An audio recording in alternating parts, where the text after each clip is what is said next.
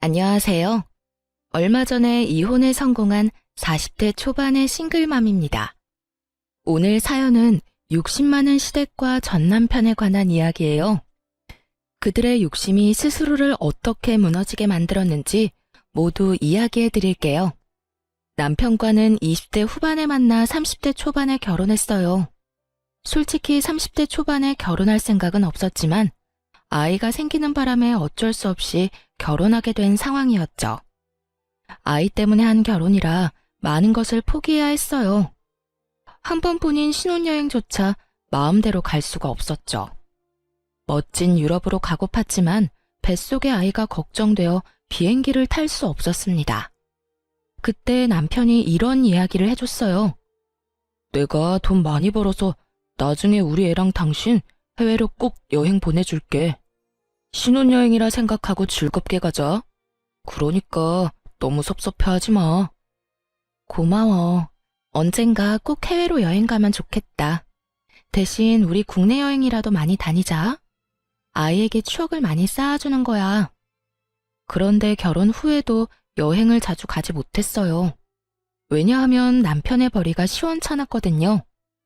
남편은 중소기업에 다니는 직장인으로 월급이 굉장히 적었어요. 저 역시 그렇게 돈을 많이 버는 직업은 아니었고요. 결혼식 때 뱃속에 있던 아이가 4살이 될 때까지 여행은 꿈도 꾸지 못했어요. 뒤늦게라도 신혼여행을 보내주겠다던 남편의 약속은 흐릿해져만 갔죠. 그런데 어느 날 친정엄마가 살짝 말했어요. 너 요즘 많이 힘드니? 내내 일에만 치여 살잖아. 너희 신혼여행은 이제 그냥 안 가기로 결정한 거야? 그런 거 아니야. 둘이서 돈을 모으고는 있는데 잘 안 모여. 매달 경조사비로 빠져나가서 어쩔 수 없는 것 같아. 애 다 키워놓고 나서라면 또 모를까. 너랑 김서방 둘 다 박봉이라 애 키우기 많이 힘들 거야. 그래도 이렇게 쫓기듯 사는 건 아니라고 생각해. 그럴수록 네 정신만 갉아먹힐 텐데. 엄마가 모아뒀던 돈 조금 나눠줄 테니까 신혼여행 다녀오렴. 갑자기 무슨 신혼여행이야. 괜찮아. 그 돈으로 엄마 먹고 싶은 거 먹고 사고 싶은 거 사. 내가 엄마를 보내줘도 모자랄 판에 어떻게 엄마 돈으로 어떻게 여행을 가. 그래도 딸이 염치가 있지. 내가 하고 싶은 게 바로 너 신혼여행 보내주는 거야. 가서 한 며칠은 편하게 쉬고 와. 그동안 우리 손녀딸은 내가 보고 있을게. 이제 나랑 많이 친해져서 그런지 잘 울지도 않잖니? 엄마인 네가 없어도 일주일 정도는 견딜 수 있을 거야. 걱정하지 말고 김서방이랑 둘이 다녀와. 알았지? 솔직히 그렇게 말해줘서 너무 고마웠습니다. 엄마한테 미안하기도 하고 부끄러운 마음도 들었지만 그래도 기분은 좋았어요. 결혼 후 오랜만에 가는 여행이라 들뜨기도 했고요. 그렇게 여행사를 통해서 가이드를 끼고 유럽 여행을 가기로 했어요. 남편도 한껏 업되어서는 여행 전부터 유럽 간다고 여기저기 이야기하더군요. 이것저것 준비하면서도 얼굴이 싱글벙글했죠. 그런데 그 소식을 들은 시모가 매일 전체 메신저방에 문자를 보내기 시작했어요. 자기들은 해외 구경도 못 해봤는데 너무 부럽다며 징징거리는 내용을요. 에휴, 너희는 좋겠다. 그렇게 여행 갈 여유도 있고. 우리는 늙어서 이제 돈도 많이 못 벌고 여행 갈 일도 없는데. 여행하는 5박 7일 동안 그 비난의 정도는 점점 더 거세져 갔어요. 심지어 여행 마지막 날에는 시모가 대놓고 다그치기까지 했죠. 이 불효자식들이 자기들만 즐기고 어떻게 그럴 수 있냐면서요. 그러면서도 시모도 똑같은 곳으로 여행을 가고 싶다고 하더군요. 7일 내내 시모의 문자에 시달려 여행도 못 즐긴 남편과 저는 집으로 돌아오고 나서도 편하게 쉬지 못했습니다. 시모가 말한 대로 여행을 알아봐야 했거든요. 저희랑 똑같이 하고 싶다시길래 동일한 패키지를 골라 정보를 보내드렸죠. 첫 장에 빨간 글씨로 크게 계좌번호와 여행비를 적는 것도 잊지 않고요. 솔직히 그거 보고 시모가 바로 전화할 줄 알았어요. 비용을 대달라고 할 줄 알았거든요. 그런데 웬일로 아무 연락이 없더군요. 대신 남편을 통해 소식만 간간히 들려왔어요. 시모와 시부가 여행 갈 준비를 하느라 바쁘다고요. 옷도 사고, 액세서리도 사고, 신발도 사고. 여행 경비는 아직도 안 낸 것 같던데 신나게 준비만 하더라고요. 그때 시부모님은 우리가 그 돈을 내줄 거라고 생각하는구나 하고 확신했죠. 굳이 나서서 사실을 알려드리고 싶진 않았어요. 계속 그렇게 오해하시도록 놔두고 아무 말 안 했어요. 그러자 여행 당일 시모에게서 연락이 오더군요. 예, 오늘 여행 가는 날인데 비행기 티켓이 왜 아직 안 오니? 지금 시간 다 돼가는데 우리 못 들어가고 있다. 어떻게 확인할 방법이라도 없어? 어머님, 혹시 결제는 하셨어요? 무슨 결제를 말하는 거니? 여행 경비는 너희가 내주기로 한 거잖아. 그 당당한 말투에 웃음을 참으며 시모에게 말했어요. 어머님, 죄송한데 저희한테 무슨 돈이 있다고요. 저랑 남편 최저임금보다 겨우 조금 더 벌어요.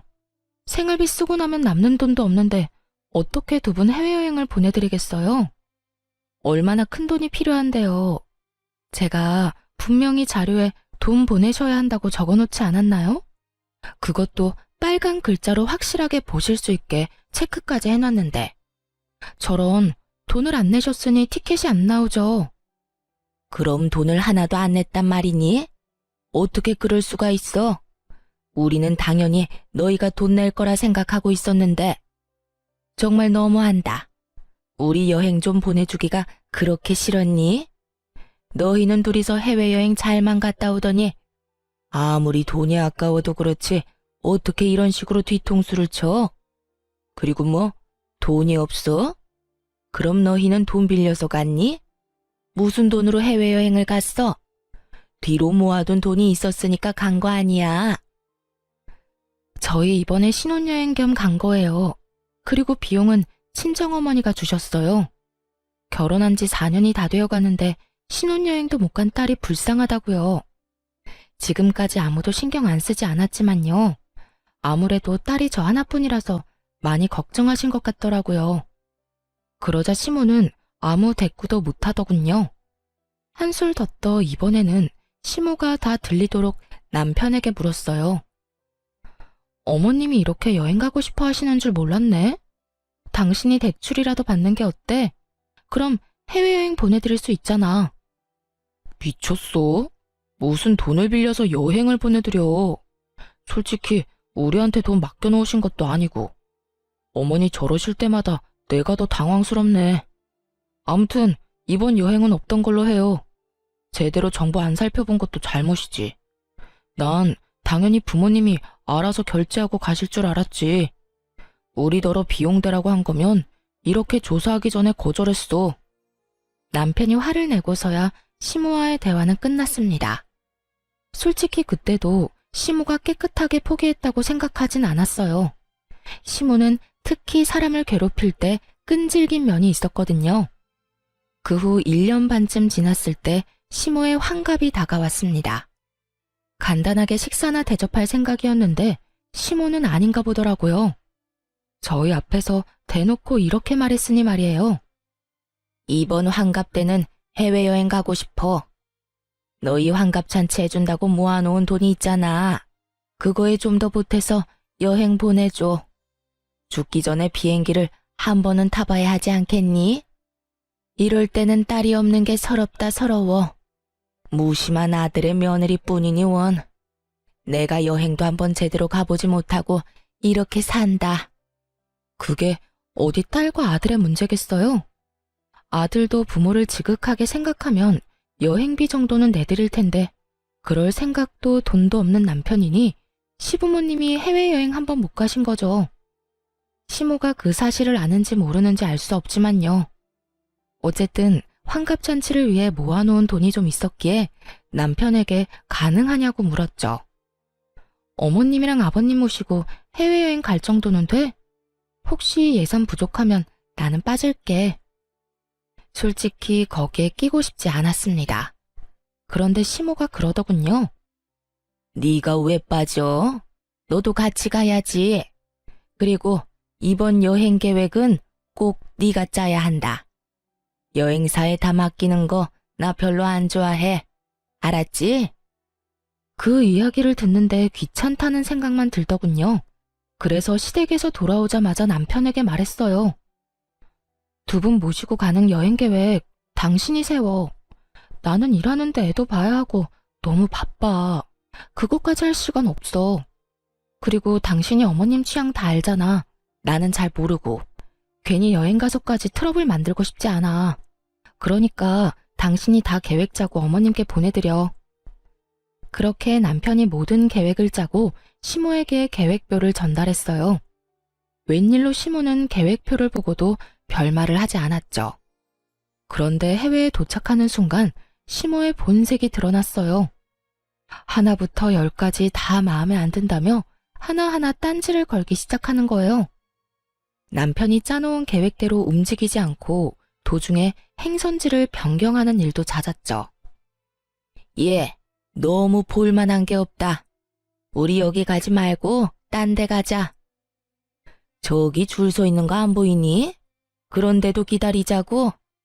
나는 그렇게 못해. 당장 다른 곳으로 가보자. 여기보다는 저기가 더 재밌을 것 같은데 저쪽으로 가.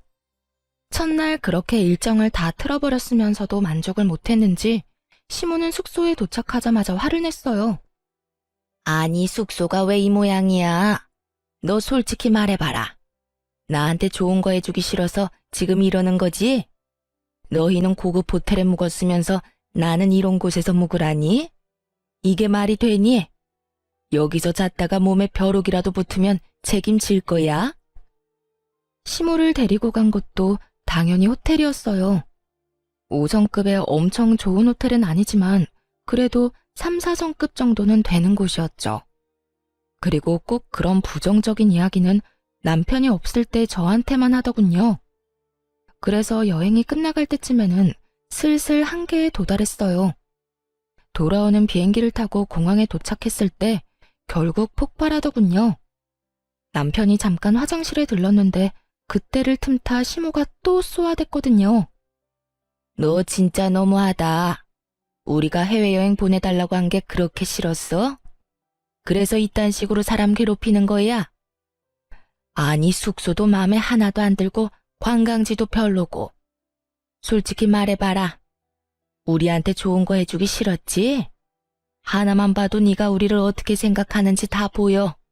이런 식으로 성의 없이 한 바퀴 돌고 오면 그냥 끝이라고 생각하는 거지.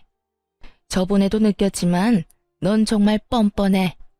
시부모를 모시고 다니면서 세상에 이따위로밖에 못하니? 그저 조용히 그 말을 듣고만 있었어요. 저 멀리 남편이 화장실에서 돌아오더군요. 곧이어 남편이 제 앞에 도착했을 때 남편을 똑바로 보며 말했죠. 당신 진짜 너무하다. 어머님이 해외여행 보내달라고 하신 게 그렇게 싫었어? 그래서 그딴 식으로 사람 괴롭히는 거야? 어머님께서 숙소도 맘에 하나도 안 들고 관광지도 별로셨대. 어머님이 방금 얼마나 화 많이 내셨는지 당신 모르지? 이런 식으로 성의 없이 한 바퀴 돌고 오면 끝이야? 부모님 모시고 이따위로밖에 못하는 거냐고. 뜬금없이 화를 내자 남편은 벙찐 표정을 지었어요. 그 옆에 있던 시모가 무척 당황하며 저한테 따졌죠. 너 왜 이래? 왜 우리 아들한테 화내니? 난 너한테. 어머님, 그냥 넘어가지 마세요. 싫은 건 확실히 짚고 넘어가야죠. 이번 여행 계획이랑 예약 다 남편이 한 거거든요. 저는 손가락 하나 안 댔어요. 섣불리 나서서 여행을 망칠 순 없잖아요. 어머님 취향은 역시 자식이 더 잘할 텐데 말이에요. 어머님이 남편한테 직접 말씀하시긴 어려울 것 같아서 제가 대신 화냈어요. 어머님 말씀대로 성의가 부족했던 것 같네요. 뻔뻔하기도 해라. 내가 너도록 계획 짜라고 했잖아. 근데 왜 우리 아들이 계획을 짰어? 안 그래도 바쁜 애한테 그런 것까지 시키다니? 누가 계획을 짜든 무슨 상관이에요? 여행만 잘 갔다 오면 된 거지. 그리고 어머님, 이 사람보다 제가 훨씬 더 많이 바쁘거든요. 육아도 살림도 집안일도 다 하는데 돈은 똑같이 버는걸요. 그러니까 남편이 남는 시간에 계획 좀 짤 수 있죠. 그렇다고 이 사람이 육아나 살림을 대신해 줄 것도 아니고. 그제야 남편은 자기가 없는 사이 어떤 상황이 벌어진 건지 파악했어요. 시모가 저한테 한 소리 했고 그걸 제가 남편에게 그대로 돌려줬다는 것을요. 엄마, 짜증내려고 여기 왔어? 여행 가고 싶다고 노래를 해서 경비 대줬잖아. 또 계획도 짜오라길래 몇 날 밤을 고민하면서 짰는데 왜 계속 화만 내? 앞으로 2번 다시 여행 같은 거 안 보내줄 줄 알아. 남편이 소리치자 시모는 그제야 입을 꾹 다물더군요. 째려보는 눈빛이 느껴졌지만 어쩌겠어요. 있는 그대로를 이야기한 게 잘못은 아니잖아요. 그런데 이 남편놈이 저한테까지 화를 내는 거예요. 그리고 당신도 이러는 거 아니야. 엄마가 저런다고 당신까지 똑같이 굴면 어떡해? 그리고 다짜고짜 화를 내면 내 기분은 어떻겠어? 좀 잘하자 좀. 내가 뭘 잘못했는데? 그럼 어머님한테 다짜고짜 온갖 짜증을 다 들은 내 기분은 당신도 좀 알고 있으라고 일부러 전한 거야. 이게 다 당신이 짜온 계획 때문에 벌어진 일이니까. 그러게, 어머님 마음에 들도록 잘했으면 좀 좋아? 내가 하지도 않은 일로 욕 얻어먹는 게 얼마나 짜증나는 일인데. 모두가 보는 앞에서 남편과 싸우고 있으니 시모가 뜯어말리더군요. 그건 또 부끄러웠던 모양이에요. 그 뒤로 시모의 짜증이 좀 덜해지긴 했어요. 저한테 짜증을 내봤자 자기 자식 힘들게 하는 것임을 깨달았는지 마구잡이로 트집 잡는 일은 줄었습니다. 그렇다고 완전히 사라진 건 아니었고요. 한 1년쯤 정말 평온하게 지냈어요. 남편도 시모도 제 속을 긁지 않고 잘 지나갔죠. 그런데 문제는 친정엄마였어요. 원래부터 몸이 좀 약하신데 뇌경색을 살짝 한번 앓으셨거든요. 팔다리의 감각이 이상하다고 해서 병원에 갔는데 뇌경색 진단을 받은 거였어요. 의식을 잃을 정도까진 아니었고요. 다행히도 증상을 발견하고 바로 병원에 가서 그런지 잘 치료받았습니다. 약하게 다리를 절게 되시긴 했지만요. 재활치료를 계속 받으셨지만 빨리 낫는다는 느낌은 없었어요. 아무래도 연세도 있고 본래 몸 상태도 그렇게 좋지는 않으셨으니까요. 외동딸로서 항상 엄마 걱정을 할 수밖에 없었어요. 10년 전에 아빠와 사별하고 혼자 남은 엄마가 혹시라도 다치면 어쩌나 하고요. 그래도 요양보호사나 간병인의 도움을 받는데 큰 문제는 없었습니다. 엄마가 소유한 4층짜리 상가 건물 덕분에 금전적으로 여유가 있었거든요. 아빠가 돌아가시면서 남긴 재산과 보험금으로 사신 거였죠. 그곳의 임대 수익으로 요양비, 간병비 정도는 충분히 지불할 수 있었어요. 그래서 저도 엄마도 마음의 짐은 좀 덜었죠. 엄마는 매일같이 이렇게 말씀하시곤 했어요. 나 죽으면 저 건물 너 줄 거야. 네가 그때 아빠 보험금이랑 유산 다 주지 않았으면 못 샀을 건물이지 않니? 지금 생각하면 그때 네 말대로 해서 정말 다행이야. 너한테 늦게라도 도움될 것 같아 기쁘구나. 아빠가 돌아가신 후 엄마는 아빠 재산과 보험금을 저에게 나눠주려고 했어요. 당연히 거절했죠. 나누면 푼돈인데 그걸로는 엄마의 노후를 보장할 수 없을 것 같았거든요. 사실 온전히 엄마만을 위한 건 아니었고요. 외동딸인 저의 부담을 조금이나마 줄이기 위해 내린 결정이기도 했어요. 엄마의 노후가 안정적으로 보장돼야 나중에 돈을 덜 쓸 테니까요. 그래야 시댁에서도 고깝게 생각 안 하죠.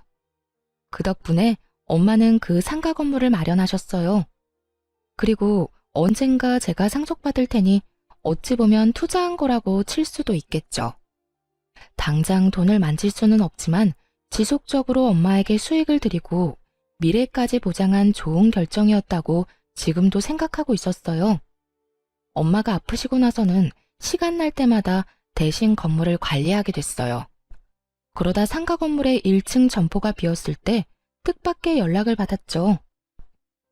예, 사부인이 가지고 있는 건물 1층에 상점 빠졌던데, 거기 지금 점포 구하고 있지? 아, 네. 빨리 채워넣기는 해야 하는데 상황이 좀 여의치 않아서요.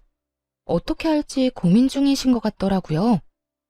일단 둘이 뭉실하게 말했어요. 그 점포를 당장 채울 생각은 없었거든요. 어머니도 같은 의견이었고요. 물론 이유는 다 따로 있었죠. 그러면 우리가 거기 들어가면 안 되겠니? 너도 알다시피 우리 지금 반찬 가게 하려고 생각 중이잖아. 아무래도 이번에는 잘 될 것 같아서 말이다. 저번에는 목이 안 좋아서 망한 것 같은데 그쪽은 꽤 사람이 많이 다니니까. 그런데 열면 우리 가게도 번창하겠지. 안사돈한테 한번 물어봐 줄래? 일단 여쭤보긴 할게요. 시모는 아주 행복한 상상에 빠져 있더군요. 시모에게 장사 소질이 없다는 건 주변 사람 모두가 알고 있는 사실이었어요. 당사자만 모르고 있었죠. 가게가 망한 이유를 남 탓으로만 돌리니 미련을 못 버리고 계속 도전하는 거였고요. 엄마, 시댁에서 1층에 들어오고 싶다는데 좀 그렇지? 아무리 그래도 2층 사장님 생각하면. 절대 안 돼. 원래 사돈 간에 이런 거래는 하는 거 아니야. 혹시라도 못 볼 꼴 보면 어쩌려고. 게다가 지금 상황이 좋은 것도 아니잖니. 무턱대고 1층에 점포 들였다가 또 무슨 일 날 줄 알고. 친정엄마가 그렇게 말하는 이유가 있었어요.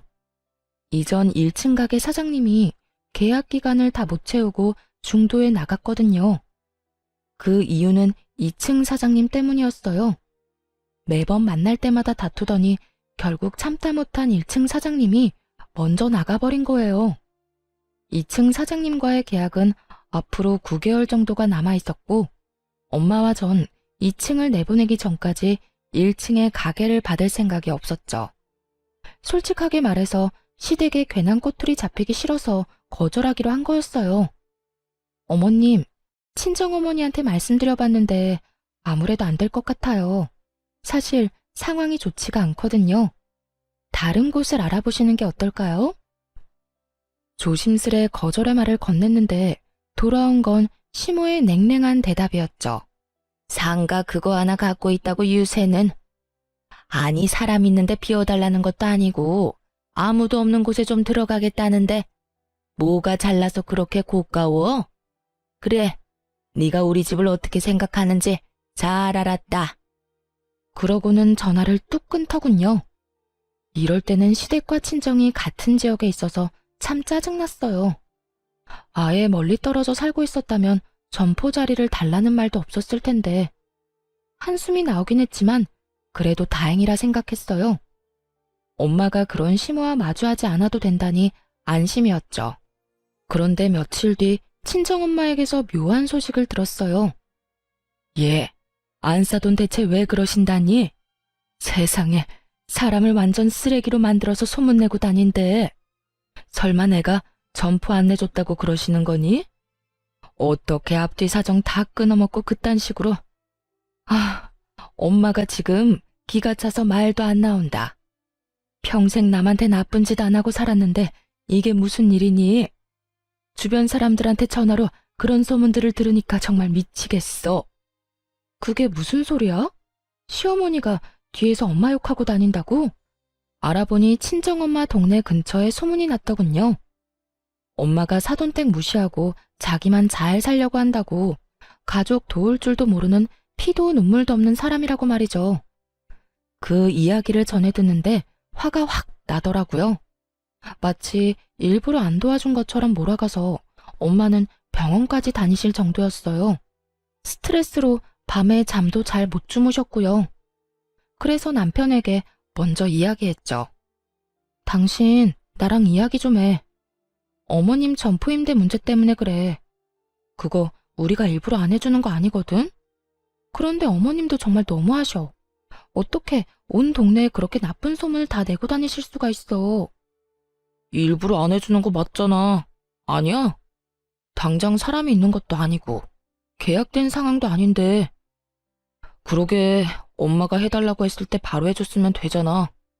솔직히 이거 우리 집 무시하는 거 아니야? 지금은 당신이 하는 말 듣고 싶지도 않을 정도야. 당신이 왜 무시하는지 모르겠지만 우리 엄마가 뭐가 모자란데. 대체 뭐가 모자라서 너랑 장모님한테 고개 숙이면서 들어가야 돼? 사돈지간에 그런 것도 하나 배려해주지 못해? 지금 이 상황은 당신 잘못 맞아. 시댁 무시하고 자기들 이득대로만 하는데 당연히 소문나는 거 아니야? 만약에 엄마한테 상가 자리 안 주면 솔직히 나 당신이랑 이혼할 생각도 하고 있어. 그리고 동네 싹 다 까발릴 거야. 당신 어머니랑 당신이 얼마나 이기적이고 자기 생각만 하는 사람인지. 미쳤어? 당신이 뭔데 그런 짓을 해? 그리고 이게 이혼까지 갈 일이야? 지금 생각해보니까 당신도 웃긴다. 언제부터 그렇게 효자였어? 언제부터 그렇게 어머님 챙겼는데? 여태껏 나한테 다 맡겨놓고 자기는 혼자 편하게 지내더니 왜? 그거 안 해줬다는 소리 들으니까 없던 효심이 막 생기는 것 같아? 그리고 우리가 거절한 데는 이유가 있다고 몇 번을. 아, 됐어. 당신이랑 더는 말 섞고 싶지 않아. 엄마 가게 계약이나 빨리 해줘. 그거 안 해줄 거면 나 볼 생각하지 마. 남편 놈은 그렇게 말하고 나가버리더군요. 하고 싶은 말이 많았는데 저렇게 내빼듯이 도망가다니 정말 열받았어요. 그런데 속에 천불이 나는 일은 그 다음날 생겼죠. 상가 건물 4층에 있는 친정엄마 집에 들렀던 날이에요. 거기 창가에 있으면 밑에서 하는 얘기가 다 들리거든요. 그런데 갑자기 심우와 남편의 목소리가 들리는 거예요. 여기 왜 왔나 싶기도 하고 도대체 거기서 무슨 이야기를 하나 궁금하기도 했죠. 그래서 귀를 기울여 들었더니 말도 안 되는 이야기를 하고 있더군요. 엄마, 걱정하지 마. 내가 와이프한테 딱 잘라서 말해놨어. 그거 안 해주면 이혼하겠다고. 분명히 조만간 연락해서 들어오시라고 할걸? 야, 조용히 좀 해. 그런 이야기를 왜 여기서 해? 걱정 마. 와이프랑 장모님 오늘 둘이서 병원 갔으니까. 그래도, 그런데 너 진짜로 이혼 이야기 꺼냈어? 이혼은 절대로 하면 안 되는 건 몰라? 그 할망구 뇌경색 걸려서 오늘 내일 하는데 이혼하면 너한테 돌아오는 게 없어. 그러니까 이혼 절대 못 해준다고 하고 꽉 붙잡고 있어. 아니면 할망구 죽고 나서 이혼을 하든지. 이 건물이 얼마짜린데 재산 분할이라도 한다고 생각해봐. 우린 부자야, 부자. 거기까진 생각을 못했네. 엄마가 계속 그 1층 점포 얘기만 하는 바람에 나도 아무 생각 없이 막 질렀잖아.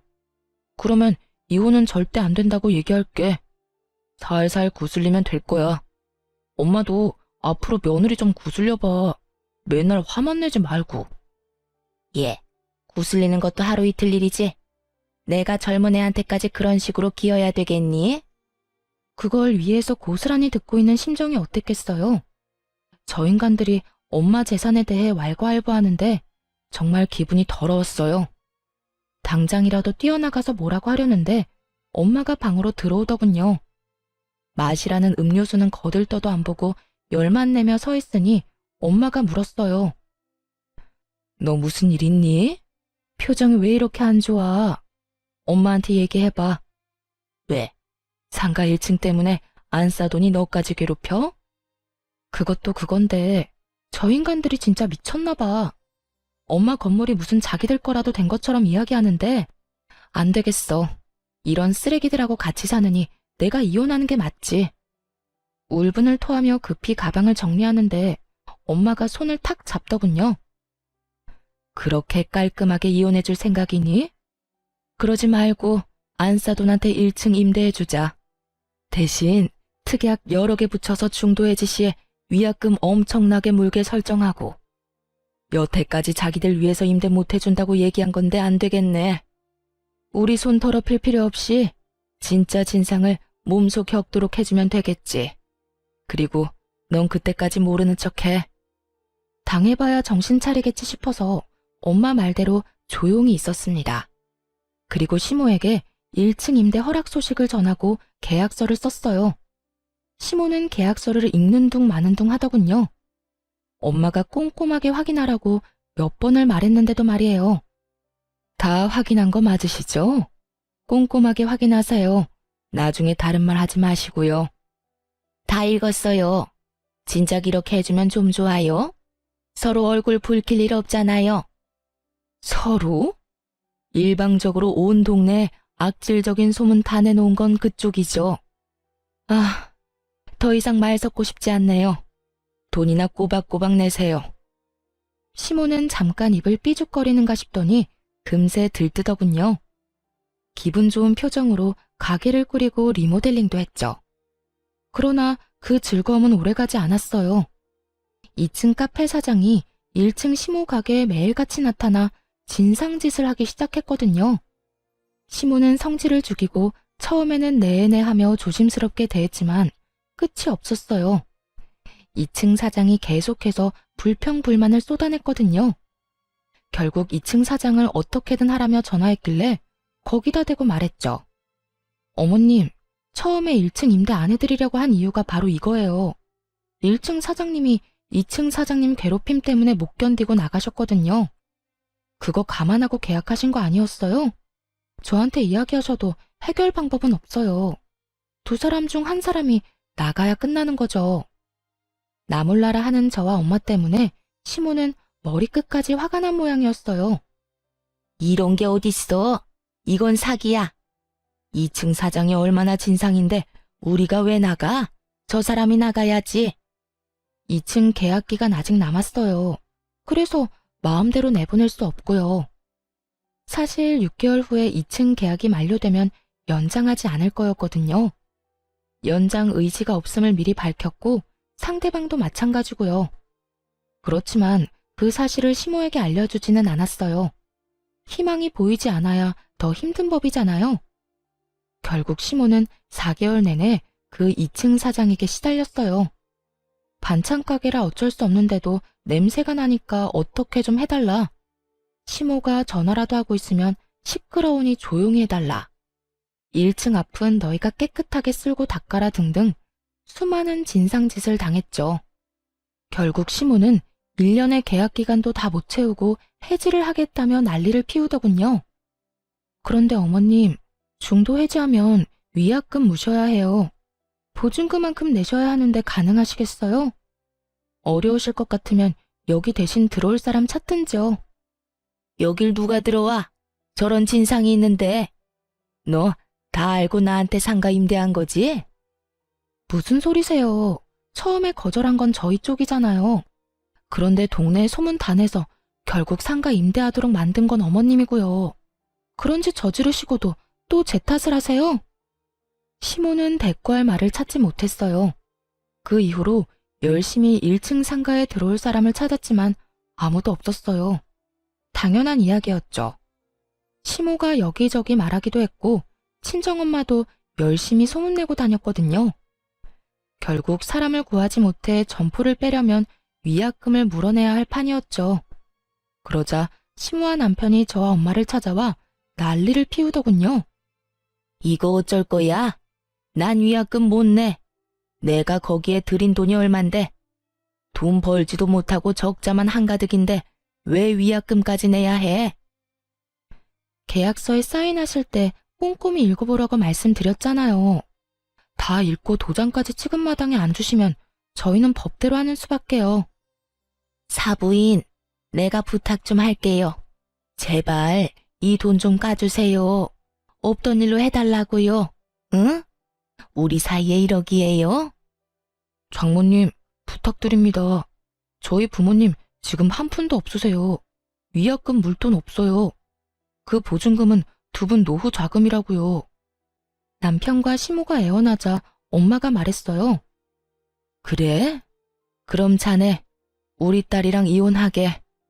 얌전히 이혼해주면 위약금은 없던 일로 해주겠네. 이혼이요? 갑자기 무슨...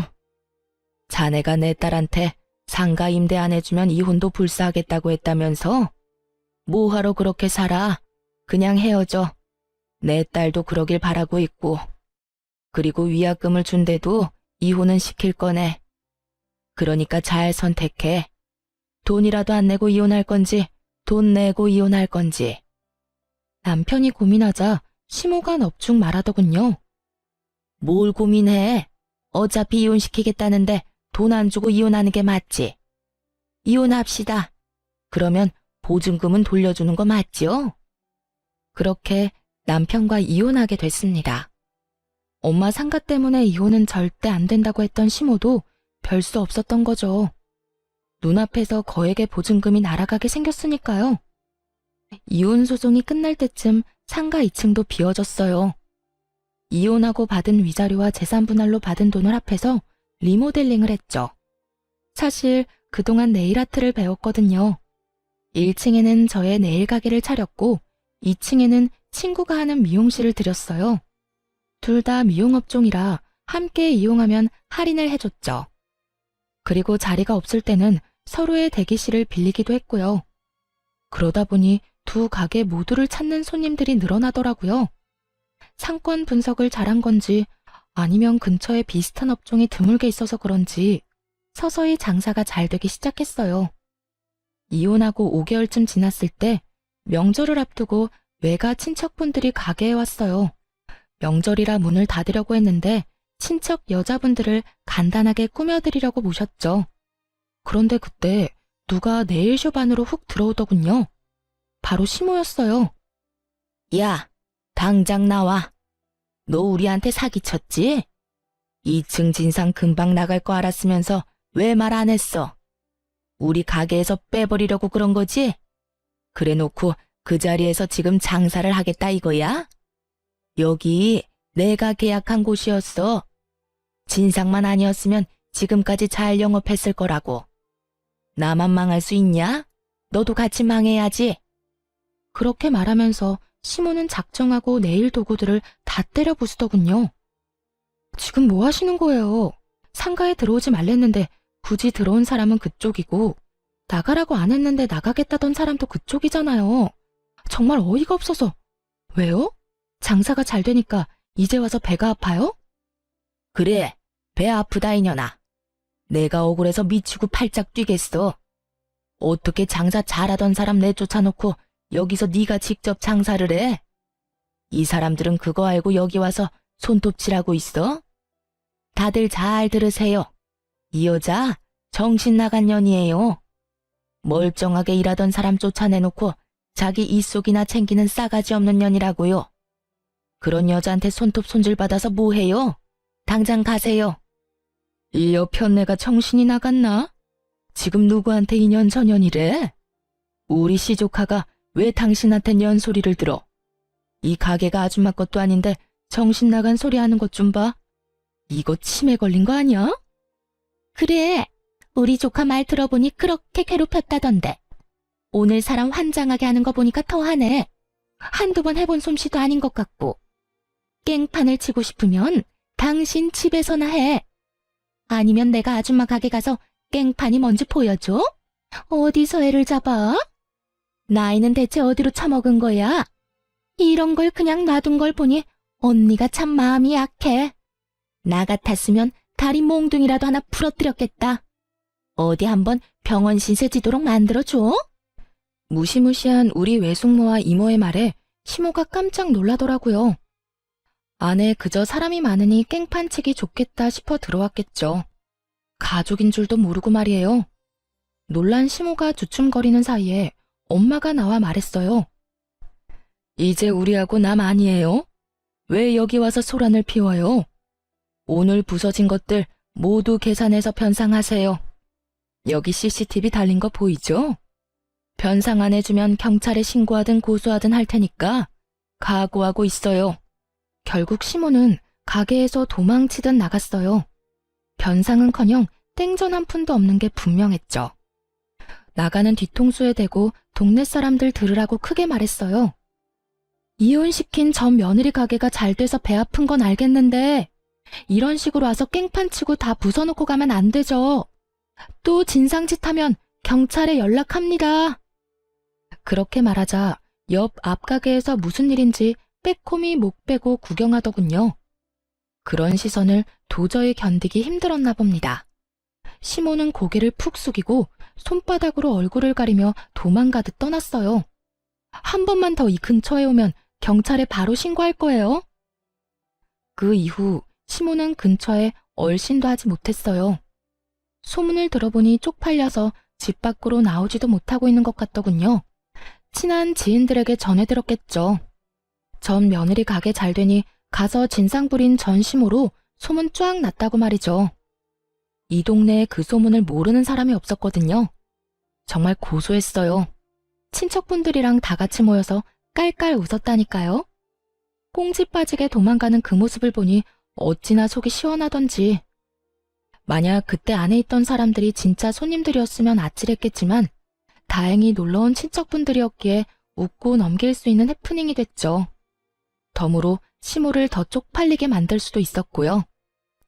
가게는 계속해서 잘 되었어요.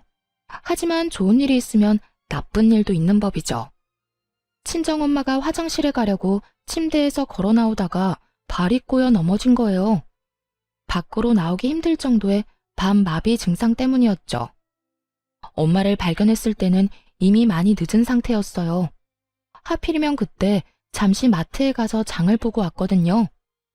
머리를 찌으신 건지 피가 많이 났어요. 그렇게 골든타임을 놓쳐버렸고 엄마는 혼수 상태로 계시다 곧 돌아가셨어요.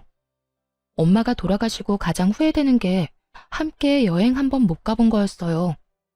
어릴 때는 친구들과 노느라 함께하지 못했고 결혼 후에는 살림하고 애 키우느라 함께하지 못했고 이제야 겨우 남편과 시댁에서 벗어났는데 이런 일이 벌어질 줄 누가 알았겠어요. 큰 슬픔과 아픔에 빠져 가게를 보름 넘게 열지 못했습니다. 그래도 계속 쉴 수는 없잖아요. 마음의 정리가 아직 덜 된 상태로 가게 문을 열었는데 전 남편이 찾아왔더군요. 정말 만나고 싶지 않은 사람이었어요. 보는 순간 확 밀려온 구토감을 참느라 죽을 뻔했죠. 장모님 소식 들었어. 몸은 좀 괜찮아? 그래도 전 부인이라고 신경 써주나 싶어서 최대한 감정을 누르고 말했어요. 괜찮아. 그런데 무슨 일로 왔어? 장례식은 다 끝났는데? 당신이 힘들까봐 와봤지.